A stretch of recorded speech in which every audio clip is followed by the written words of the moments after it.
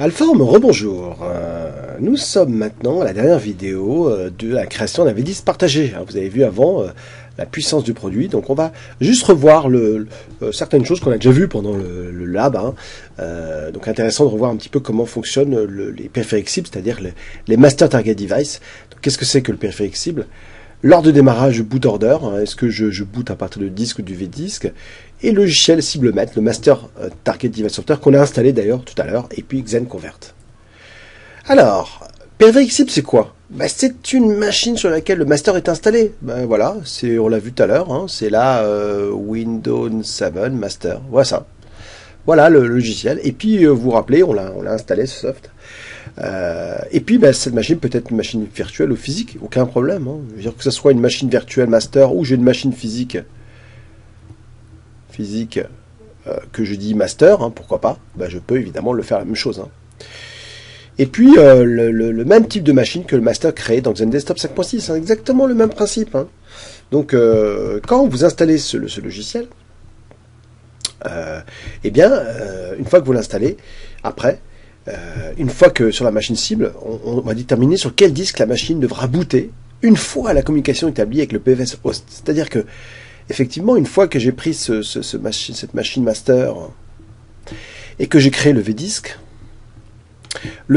il va être sur le PVS. Et le PVS, lui, il va reconnaître les machines clientes. Donc, imaginons que j'ai 4 machines, 4 VM, Virtual Machines, qui sont créées par XenDesktop en mode pool.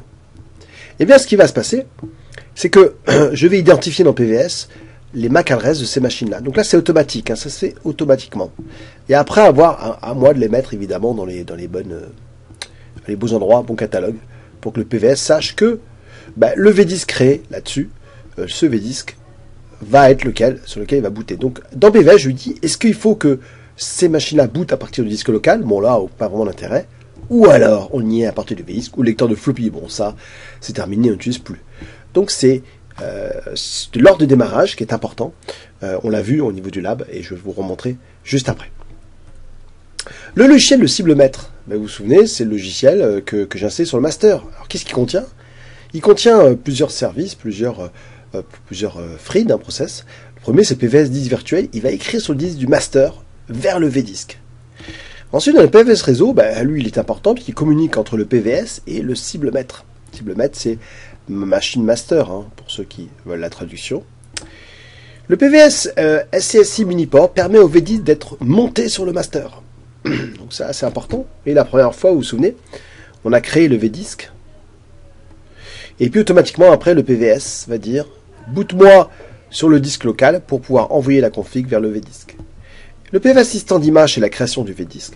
Et l'optimisation, c'est augmenter les performances. Alors, on va vous remontrer ça à nouveau sur la machine que j'ai créée, donc la master. Donc, on va aller sur la master, machine ici. Et la master, j'ai installé, évidemment, tout à l'heure, hop là, excusez-moi, je vais revenir sur ma master, voilà, excusez-moi.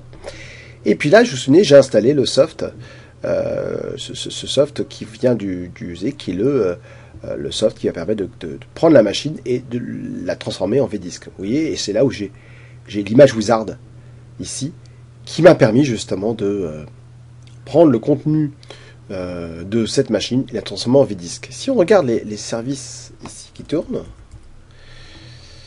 bien,